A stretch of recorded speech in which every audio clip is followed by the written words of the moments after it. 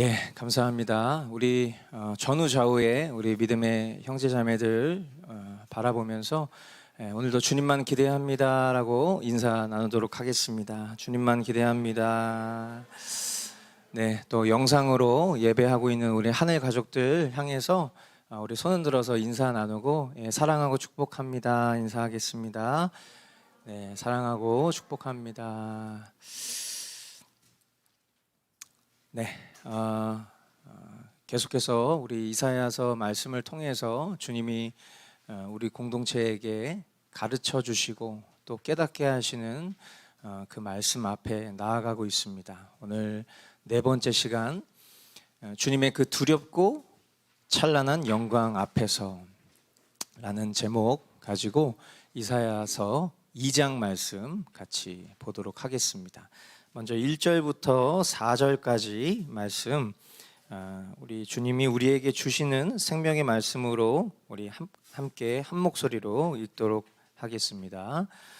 이것은 아모스의 아들 이사야가 유다와 예루살렘을 두고 계시로 받은 말씀이다. 마지막 때에 주님의 성전이 서 있는 산이 모든 산 가운데서 으뜸가는 산이 될 것이며 모든 언덕보다 높이 솟을 것이니 모든 민족이 물밀듯 그리로 모여들 것이다. 백성들이 오면서 이르기를 자 가자 우리 모두 주님의 산으로 올라가자. 야곱의 하나님이 계신 성전으로 어서 올라가자. 주님께서 우리에게 주님의 길을 가르치실 것이니 주님께서 가르치시는 길을 따르자 할 것이다. 율법이 시온에서 나오며 주님의 말씀이 예루살렘에서 나온다. 주님께서 민족들 사이에 분쟁을 판결하시고 뭇 백성 사이에 갈등을 해결하실 것이니 그들이 칼을 쳐서 보습을 만들고 창을 쳐서 낫을 만들 것이며 나라와 나라가 칼을 들고 서로를 치지 않을 것이며 다시는 군사훈련도 하지 않을 것이다. 아멘. 오늘 본문은 이사야가 하나님께로부터 받은 직접적인 계시의 말씀을 소개하고 있습니다. 놀랍게도 이 말씀은 미가서 4장 1절부터 3절까지 말씀과 똑같은 내용의 말씀인데요. 사실 역사적인 배경을 보면 그리 놀랄만한 일도 아닌 것이 이사야와 미가 선지자, 두 선지자는 같은 시대에 사역을 했던 그런 선지자들이에요. 하나님께서 두 선지자에게 같은 말씀을 주신 것이죠.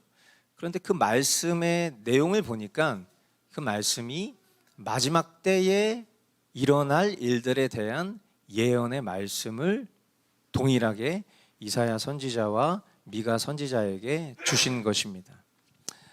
우리가 보통 말씀을 통해서 마지막 때에 대한 어떤 그런 예언의 말씀을 우리가 보통 해석할 때에 마지막 때 이렇게 하면 그 마지막 때는 굉장히 다양한 의미를 포함하고 있다는 걸 여러분들이 아셔야 돼요.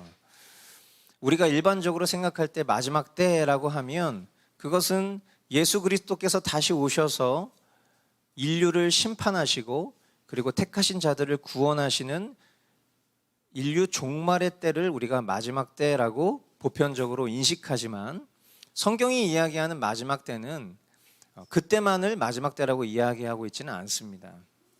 보통은 마지막 때라고 하면 이제 어떤 구약의 역사적 배경에서 살펴봤을 때 오랜 기간에 걸친 성취의 과정 그리고 그 성취를 목도하고 있는 그때를 마지막 때 이렇게 표현하고 있기도 하고요.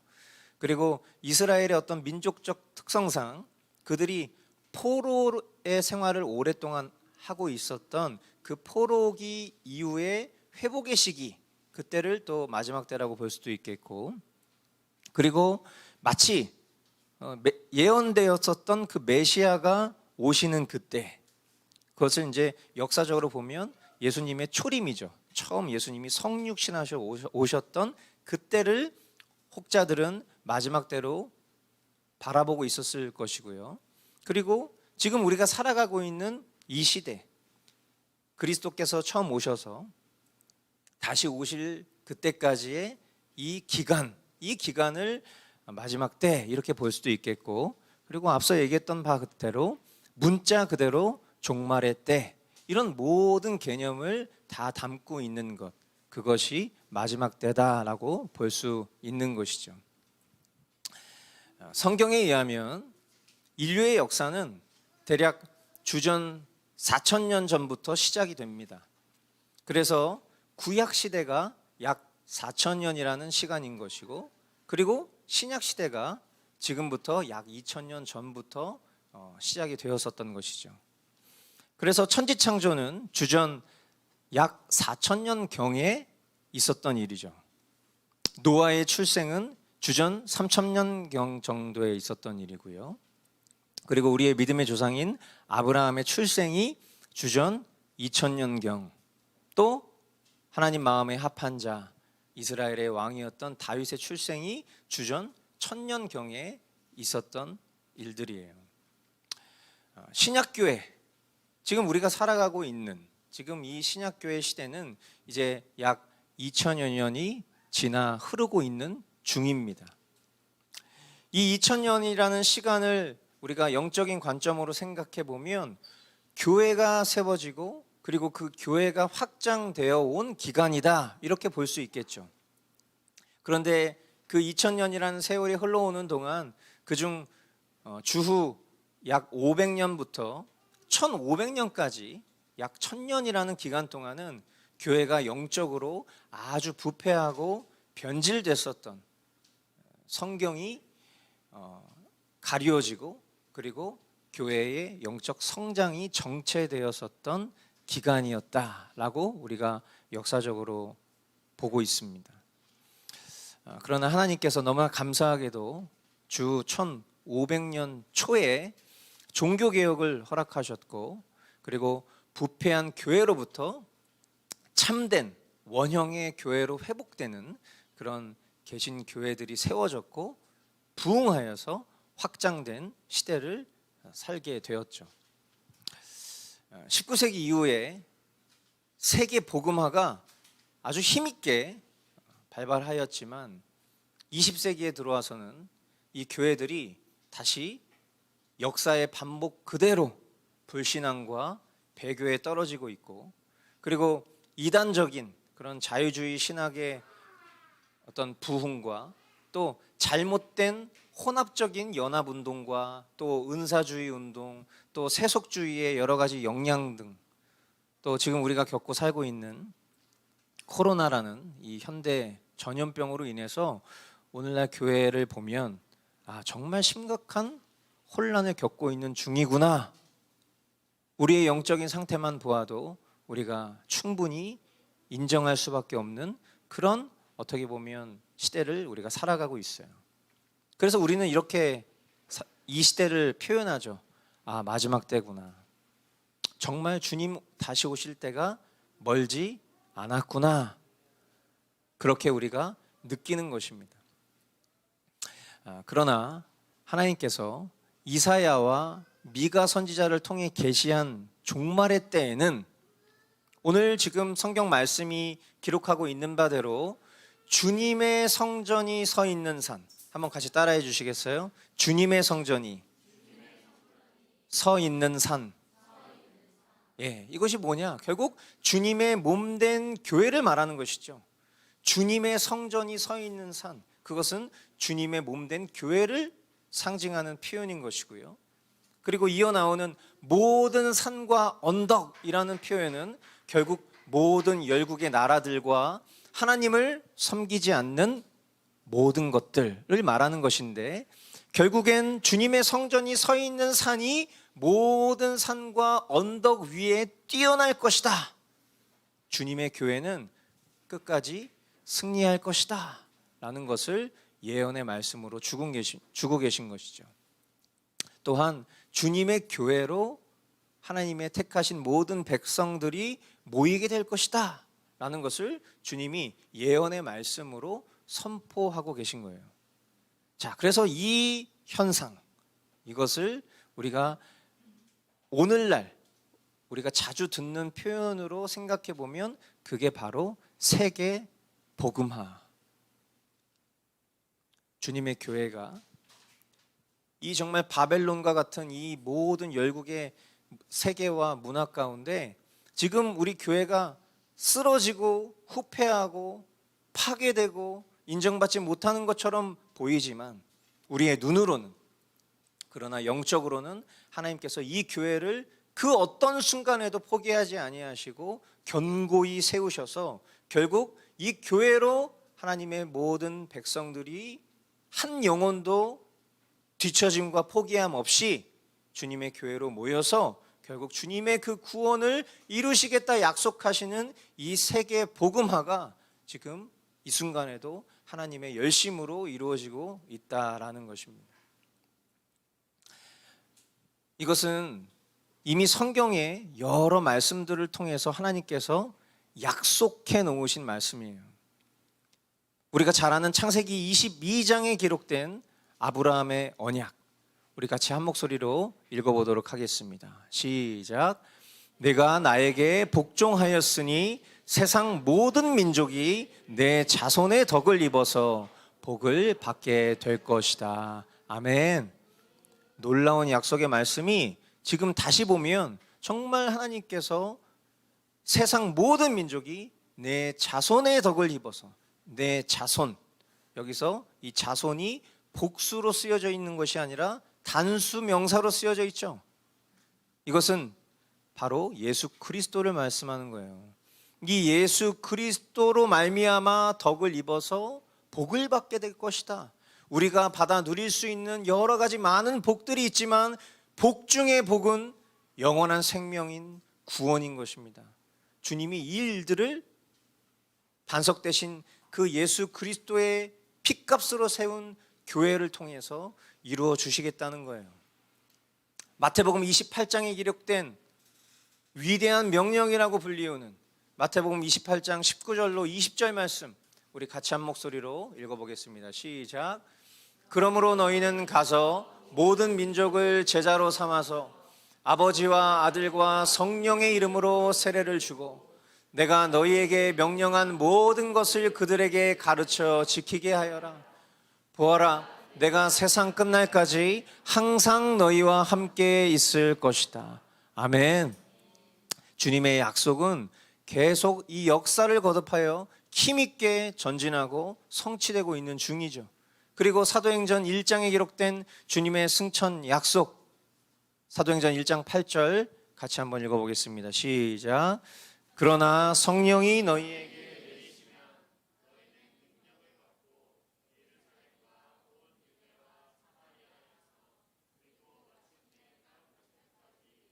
내 증인이 될 것이다. 아멘. 예, 그러므로 세계 복음화, 이것은 하나님의 명백하고 분명한 뜻이자 동시에 약속이고 신약 교회의 성도인 우리에게 주신 남겨진 임무이자 사명이다 라는 것을 오늘 우리는 다시금 확인할 수 있는 거예요. 그뿐만 아니라 마지막 때에는요, 하나님의 심판이 있습니다.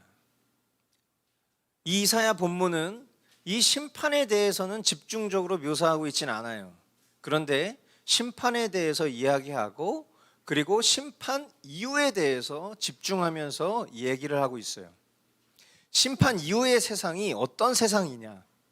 한마디로 더 이상 전쟁과 그 어떤 위협이 존재하지 않는 평화의 상태, 이것을 본문이 뭐라고 말하고 있는고 하니 주님의 빛 가운데 살아가는 영생의 삶, 이렇게 소망의 메시지로 말씀하고 있습니다. 그래서 5절에 보니까 오너라 야곱 족속아 주님의 빛 가운데서 걸어가자. 어저께 우리가 이제 조금 달라진 머스트 라이프의 포맷을 통해서 토요일 날 주일 본문을 미리 묵상하신 시간들을 여러분들이 가지셨을 텐데, 이 주일 본문을 묵상하신 내용 중에 상당히 많은 부분 우리 성도들이 주님께 조명받았던 그 말씀이기도 하죠. 오너라 야곱 족속아 주님의 빛 가운데서 걸어가자. 주님이 하나님의 백성된 그 신실한 자녀들을 주님의 빛 가운데로 인도해 주실 거라는 거예요. 언제까지? 영원히. 언제 이후에? 심판 이후에. 그러니까 여러 예언서들이 심판에 초점을 맞추고 있는 본문이 있을 때도 있지만, 지금 오늘 이 이사야 2장 본문은 일단은 그 심판에 대한 묘사보다는 심판 이후에 명백하게 더 이상 우리를 불안해하고 두렵게 만드는 그 모든 불의로부터 우리가 완전한 해방을 입고 주님의 빛 가운데에서 영원토록 평강을 누리며 사는 그때를 이야기하고 있는 것입니다. 제가 늘 말씀드리지만 그냥 설교를 딱 여기까지만 하면 저는 너무 좋겠어요. 그냥 좋은 얘기로 해피엔딩으로 딱 끝나면 너무 좋겠어요. 그런데 이내 우리가 지난 시간에도 살펴본 것처럼 하나님께서는 회복에 대해서 말씀을 하신 이후에 심판에 대해서 선언을 하시고 있습니다. 6절로 9절 말씀에 보면 주님께서는 주님의 백성 야곱 족속을 버리셨습니다. 그들에게는 동방의 미신이 가득합니다. 그들은 블레셋 사람들처럼 점을 치며 이방 사람의 자손과 손을 잡고 언약을 맺었습니다. 그들의 땅에는 은과 금이 가득하고 보화가 셀 수 없이 많습니다. 그들의 땅에는 군마가 가득하고 병거도 셀 수 없이 많습니다. 그들의 땅에는 우상들로 꽉 차 있고 그들은 제 손으로 만든 것과 제 손가락으로 만든 것에게 꿇어 엎드립니다. 이처럼 사람들이 천박해졌고 백성이 비굴해졌습니다. 그러니 그들을 용서하지 마십시오. 하나님께서는 자기 백성인 야곱 족속, 즉 이스라엘을 버리셨어요. 하나님께서 그들을 버리신 이유는 하나님이 난폭하고 인자와 자비가 없는 그런 무시무시한 신이어서가 아니에요. 하나님이 그들을 버리신 이유는 그들의 죄악 때문입니다. 사람이 하나님께 버림을 받는 이유도 마찬가지로 하나님께 그 이유가 있는 것이 아니에요. 그것은 우리의 죄 때문입니다. 하나님이 이스라엘을 버리시겠다. 그들이 어떤 죄 때문에 하나님이 이와 같은 안타까운 선고를 하셨을까 보니까 그들의 죄는 우상숭배였어요. 우상숭배는 죄 중에서도 첫 번째 죄악이죠. 그것은 우리 모두 알다시피 하나님보다 더 사랑하는 것을 만들어서 섬기는 것, 그것이 우상숭배예요. 이스라엘의 우상숭배는 이방인들과의 교제를 통해서 시작하게 됩니다. 이스라엘 땅에는 동방의 다양한 풍속들, 곧 아수르와 바벨론의 풍속이 가득했고, 그리고 이스라엘은 어느 순간 블레셋 사람들 같이 술객이 되어버렸어요. 하나님의 택하신 백성인데 그냥 이방인처럼 되어버린 거예요. 하나님의 손에 붙들려야 될 그들이 이방인들과 손을 잡습니다. 하나님과 교제를 나눠야 되는 이들이 이방인과 교제하고요, 하나님의 약속을 붙들어야 되는 그들이 이방인들과 약속을 맺어요. 스스로 하나님을 떠난 셈이죠. 그들은 하나님 대신에 자신들의 물질적인 풍족함과 군대의 힘을 의지하였어요. 그래서 우리가 이런 모습을 보면 우상숭배는 보편적으로 물질이 풍족하거나 사회적으로 안정이 있잖아요. 그러면 이 우상숭배는 더 활발해지는 그런 역사적인 경향성을 보여줘요. 그러니까 우리가 하나님 앞에 하나님 제게 물질의 복을 주십시오, 하나님 제게 평강의 복을 주십시오 라고 기도하는 건 마땅히 자녀된 우리가 아버지 되신 하나님 앞에 구할 수 있는 기도이지만, 때로는 하나님께서 그 기도에 응답하시지 않을 때가 있어요. 물질의 복을 달라고 했는데 물질을 주시지 않아요. 평강을 달라고 기도했는데 내 삶이 굉장히 어렵고 궁핍하고 혼란스러워요. 그럼 우리는 하나님 나를 사랑하시지 않나 봐, 하나님은 나를 저주하시나 봐, 우리는 이렇게 단정짓고 생각할 수 있지만 돌아놓고 생각해 보면 내가 물질적으로 풍요롭고 내가 내 심령이 평강했다면 하나님을 찾지 않을 것을 하나님이 아시기 때문에 우리에게 그런 상황을 주실 수도 있는 거예요. 그러면 뒤집어서 생각해 놓으면 우리의 삶에 물질적 풍요가 없고 내 삶에 평강이 없는 것 자체가 저주가 아니라 오히려 그것이 복일 수도 있다는 것을 우리는 깨달을 수 있어야 돼요. 왜 그렇죠? 이 이스라엘의 역사만 봐도 그렇잖아요. 이들이 배 좀 따뜻하고 살만하니까 하나님을 떠나서 그냥 완전 이방인처럼 살고 있는 이 모습을 보고 있노라니, 우리 역시도 충분히 그럴 수 있는 존재적 죄를 가지고 있다. 부정할 수 없는 것들이죠. 이런 상황에서 그들은 자기들의 손으로 우상을 만들고요, 그리고 자기들의 손가락으로 만든 그것을 숭배하여서 성경이 뭐라고 표현하고 있냐 보니까 천한 자도 절하고 귀한 자도 굴복한다, 이렇게 표현하고 있어요. 우리가 보통 어떤 이단 종파들을 보면 아니 어떻게 하길래, 얼마나 이 지적 능력이 떨어지길래 저는 이단 종파에 사람들이 빠지지? 우리가 이렇게 생각할 수 있어요. 근데 여러분 뭐 통일교나 신천지나 이런 데 가보잖아요. 그럼 대학 교수나 사회의 지성이라고 말하는 사람들 많이 있습니다. 근데 그 사람들이 일반적으로 살아가는 삶 속에서 지적 능력이 떨어져서가 아니에요. 영적으로 무지하고 혼탁하기 때문에 자기의 손으로 만든 그 허무한 것을 섬기고 있는 것뿐이에요. 그래서 우상 숭배에는요, 천한 자나 귀한 자가 따로 있는 것이 아닙니다. 하나님 외에 다른 것을 섬기는 일에 몰두하는 사람들의 모습을 보면 그냥 우리가 생각하는 우상 숭배는 여전히 무슨 금신상 앞에서 엎드려서 절하고 향 피우고 있는 그림을 떠올릴지 모르지만, 오늘날 보세요.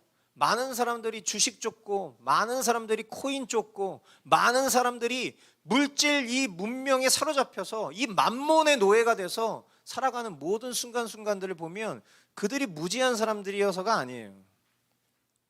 천한 자나 귀한 자나 우상 숭배 앞에서는 모든 사람들이 다 빠져 있는 것뿐이죠.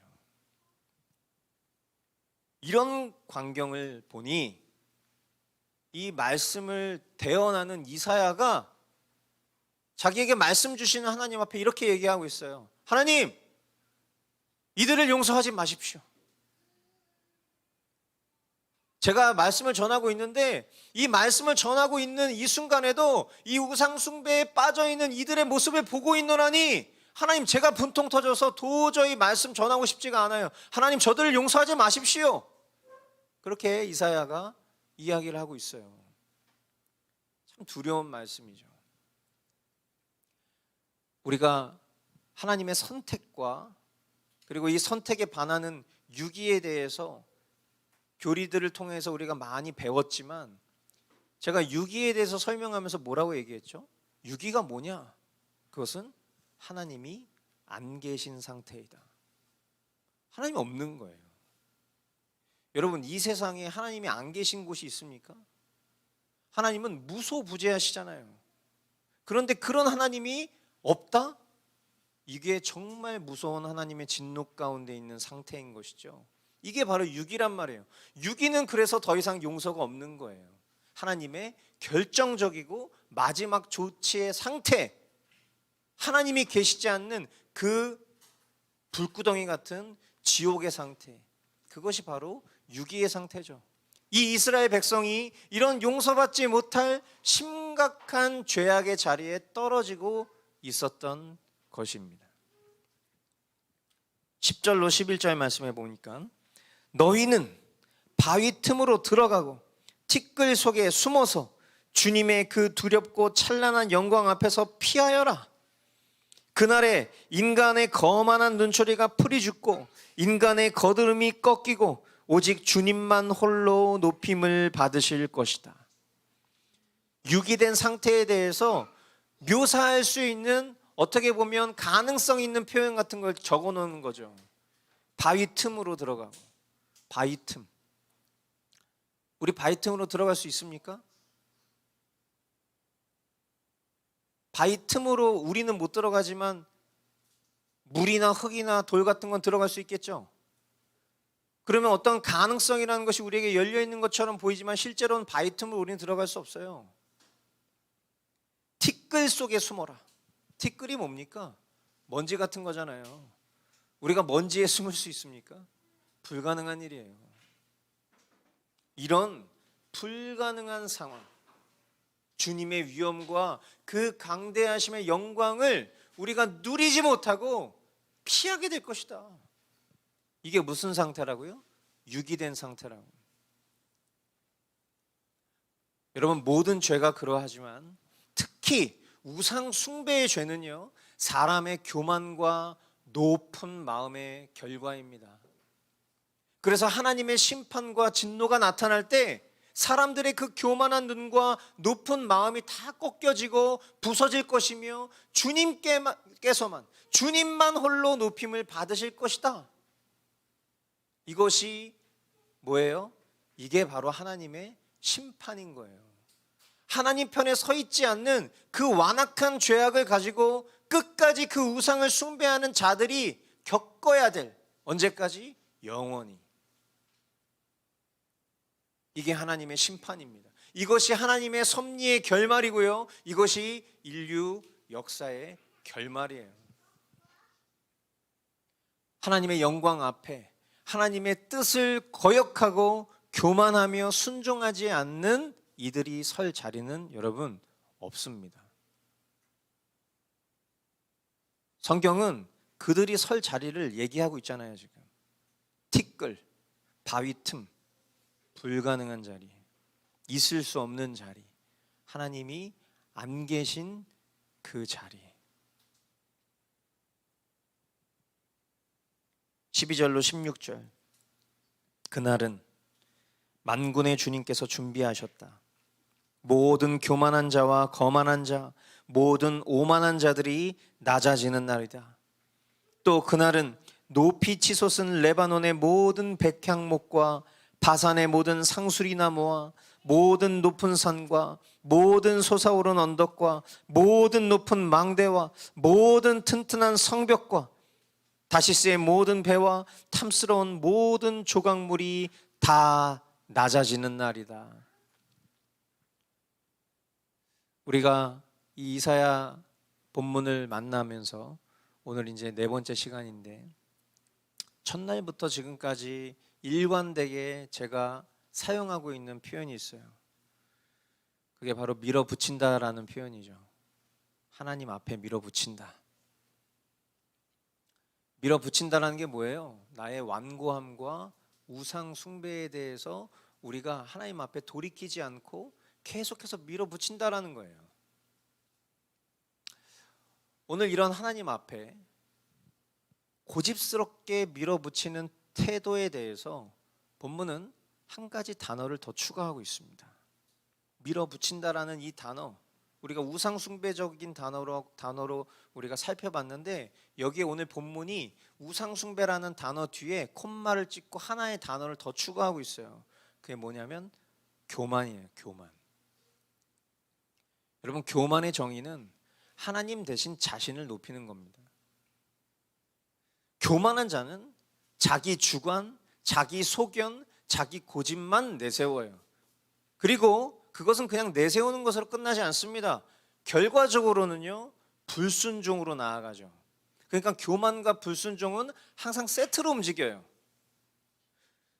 그러니까 겸손과 순종이 늘 세트로 움직이는 것처럼 교만과 불순종도 세트로 움직일 수밖에 없죠. 하나님을 부정하고 대적하는 인간 중심의 사상이 있죠. 내가 중심이 되는, 나 여기에 그냥 사로잡혀 있는 그런 삶은요, 사상적인 교만이에요. 그리고 선을 행하고 자신을 자랑하는 것 있죠. 그러니까 우리가 어떤 착한 행실을 기준으로 해서 예수님을 믿니 안 믿느냐를 평가하는 오류에 빠지는 경우들이 종종 있어요. 그죠? 세상 사람들이 우리를 향해서 야, 넌 예수 믿는 사람이 왜 그래? 왜 이렇게 양보를 안 해? 예를 들어서 정말 양보를 할 수 있는 일이 있고 양보를 할 수 없는 일이 있잖아요. 예를 들어서 내가 밥을 먹어야 돼. 근데 내가 밥을 먹지 않고 내 밥을 다른 사람에게 줘야만 하는 건 아니잖아요. 그죠? 근데 누군가가 밥을 2개를 먹고 싶은 거야. 근데 그런 나를 향해서 나 네가 먹어야 되는 그 밥 나에게 줘. 먹어. 야, 너 예수 믿는 사람이구나. 마치 이런 걸 원하는 경우들이 있단 말이에요, 세상에는. 그죠? 근데 누군가가 예수님 믿지 않아. 근데 내가 먹어야 될 밥도 먹지 않고 이건 너를 위한 밥이야. 그러면서 막 줘. 그럼 사람들이 야, 잘 보고 배워. 예수 믿는 사람. 이렇게 살아야 되는 거야. 세상이 요구하는 선이 이런 모습이라고요. 근데 여러분, 선을 행하는 기준이 그것이 주님의 뜻이 아니면 그 역시도 도덕적인 교만인 거예요. 자신을 자랑하는 거예요. 결국은 인정과 평판을 갈구하는 그런 자아숭배적인 사상으로부터 비롯된 선행들은요, 결코 그것은 하나님이 기뻐하시는 선이라고 말할 수가 없는 거예요. 그래서 가끔 오지랖 넓으신 분들이 이런 경우들이 있어요. 그러니까 내가 지금 베푸는 이 선이 정말 주님의 마음을 내가 흘려보내는 일인지, 아니면 내가 저 사람에게 환심을 사고 호감을 받고 싶어서 행하는 행동인지를 우리가 잘 분별할 수 있어야 돼요. 그래서 우리 개혁주의 신앙의 선조들이 보면 보편적으로 조금 차가운 인상이 있어요. 왜 차갑냐면, 차가우라고 말씀드린 게 아니에요. 왜 차갑냐면 생각을 하는 거예요. 그러니까 감정적으로 행동하지 않고 순간순간 내가 행동하는 행동이 정말 하나님의 뜻에 합한 행동인지를 돌아봐야 되기 때문에 내 어떤 관성의 법칙으로 그냥 내 존재적인 그런 본능적으로 어떤 기질을 발휘하는 그런 삶을 살지 않으려고 진지하다 보니까 때로는 처음 사람들에게 보여줬을 때 차갑게 느껴질 수 있어요. 그러니까 우리 주변에도 보면 정말 복음으로 결론 나신 분들을 보면 우리가 보편적으로 만나는 그런 이 세상에서 만나는 그냥 얼굴 싹 가면 쓰고 막 어서 오세요 반갑습니다 막 이렇게 막 그냥 막 그렇게 해주는 사람 같지 않은 경우의 사람들이 더 많아. 처음 만났는데 막 뭔가 되게 반갑습니다. 네, 반갑습니다. 막 뭔가 이래. 뭔가 우리가 그냥 이 어디 가서 서비스를 받는 것에 익숙하고 길들여져 있고 그래서 나도 누군가에게 그렇게 행해야 되는 이런 강박에 사로잡혀 있다가 뭔가 그 정도 수준의 텐션을 갖지 않는 사람이 복음으로 결론 났다라고 하면 조금 뭔가 거북스러운 게 있을 때도 있죠. 근데 그런 이유들이 대체적으로 보면 인격에 문제가 있거나 아니면 사랑이 없거나 아니면 감정이 메말라서가 아니라 매 순간 주님과 동행하면서 내가 정말 지금 이 순간 주님의 기쁨이 되고 있는가 이것을 생각하고 분별하기 위해서 그런 잠깐의 모멘텀이 있는 거예요. 저는 이것들이 우리에게 필요한 부분이라고 생각해요. 그러나 그 모든 일들도 결국 하나님이 우리에게 주시는 그 사랑으로 결론이 나야 되겠죠. 근데 여러분 이 모든 것들을 다 차치하고 내가 정말 하나님 앞에 겸손하고 순종적인 사람인지 아니면 내가 정말 불순종하고 교만한 사람인지를 확인할 수 있는 아주 심플한 기준이 있어요. 그게 뭔지 아십니까? 성경 읽지 않고 기도하지 않는 거예요. 여러분 성경을 읽지 않고 기도하지 않는다라는 것은 단순히 행위적인 접근이 아니에요. 내가 성경을 읽지 않는다는 건 무슨 말입니까? 하나님의 말씀이 나에게 필요하지 않다라는 거죠. 그 말은 무슨 말입니까? 그냥 내 뜻대로 살아도 된다라고 생각하는 거예요. 기도하지 않는 것은 뭐죠? 이 역시도 내 경험과 내가 믿고 의지하는 무언가가 나를 이끌어 줄 것이다라고 믿는 그 신념이 강하기 때문에 하나님과의 교제 따위가 필요 없다고 여기는 마음이잖아요. 바로 이런 사람이 영적인 교만에 빠져 있는 사람이고요. 영적인 무지에 빠져 있는 사람인 것입니다. 결국 하나님께서는 이런 교만한 자를 미워하시고 물리치시고 낮추십니다. 그러니까 여러분 정말 겸손한 자가 되고 싶으시죠? 그러면 한번 말씀을 그냥 보지 않고 살아보세요. 한번 기도하지 않고 살아보세요. 근데 만약에 여러분이 하나님께 택한 자잖아요? 그럼 하나님이 아주 낮춰주실 거예요. 제가 웃고 있지만 두렵고 떨리는 말씀이에요. 저는 그런 생각을 해봐요. 제가 말씀을 왜 볼까? 내가 왜 기도할까? 당연히 그 근원적인 마음의 중심이 내가 하나님의 자녀이기 때문에, 그래서 내가 하나님을 사랑하기 때문에 내가 그 하나님을 사랑하는 그 마음을 더 알고 싶고 더 누리고 싶어서 말씀을 보고 기도하는 행위이겠지만, 아주 가끔은 내가 말씀 보지 않고 기도하지 않으면 얼마나 하나님께서 나를 끔찍하게 다루실까에 대한 두려움도 있어요. 이건 일종의 두려움이라기보단 경외함에 가까운 표현일 수 있겠네요. 말씀 없이 살아본 적이 별로 없어요. 기도하지 않고 살았던 지난 날들에 대한 회개를 여러분 앞에 고백했잖아요. 말씀 보고 기도하지 않는 것이 얼마나 교만한 행위이고, 그것이 얼마나 하나님이 미워하시고 얼마나 물리치시길 원하시고 얼마나 낮추시길 원하시는 건지 여러분 깨달으신다면, 굳이 우리는 제가 얘기했었던 것처럼 그런 불필요한 실험을 하나님 앞에 할 필요가 없어요.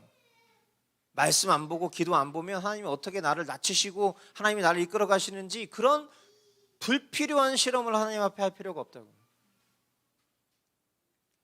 여러분 13절부터 표현하고 있는 나무들이 등장해요. 이 나무들은요, 인간의 눈으로 바라봤을 때는 그 자연의 영원함과 장엄함을 상징하는 그런 나무들이에요. 그런데 지금 성경이 이 나무들을 뭘로 상징하고 있는 거 아니? 교만을 상징하고 있습니다. 교만. 아무리 우람한 나무라 할지라도요, 베이면 그냥 넘어지는 거예요. 제 아무리 스스로 옳다 여기며 하나님 앞에 여전히 말씀 보기 싫어하고 여전히 기도하기 싫어하는 이 밀어붙이는 인간이라 할지라도요, 그 끝은 반드시 온다라는 거예요. 그때 내가 하나님 앞에 어떤 존재로 심판받게 될 것인가? 정말 하나님을 경외하는 사람이라면 두렵고 떨리는 마음으로 지금 그 자리를 찾아가야 되는 거예요. 주님의 말씀입니다. 17절로 21절, 그날에 인간의 거만이 꺾이고 사람의 거드름은 풀이 죽을 것이다. 오직 주님만 홀로 높임을 받으시고 우상들은 다 사라질 것이다. 그때 사람들이 땅을 뒤흔들며 일어나시는 주님의 그 두렵고 찬란한 영광 앞에서 피하여 바위 동굴과 땅굴로 들어갈 것이다. 그날이 오면 사람들은 자기들이 경배하려고 만든 은우상과 금우상을 두더지와 박쥐에게 던져버릴 것이다.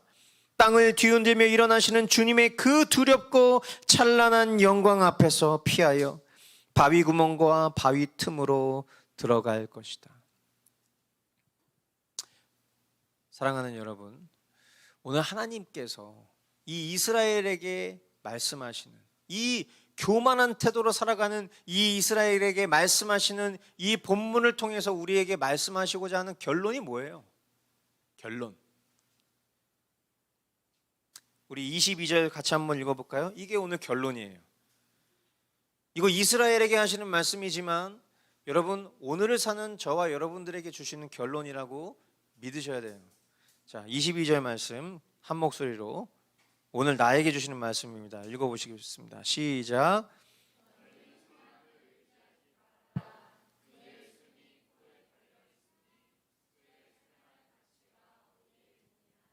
아멘.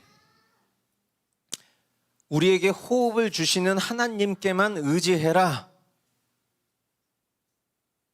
하나님만 의지해라. 주님 그렇게 말씀하고 계십니다.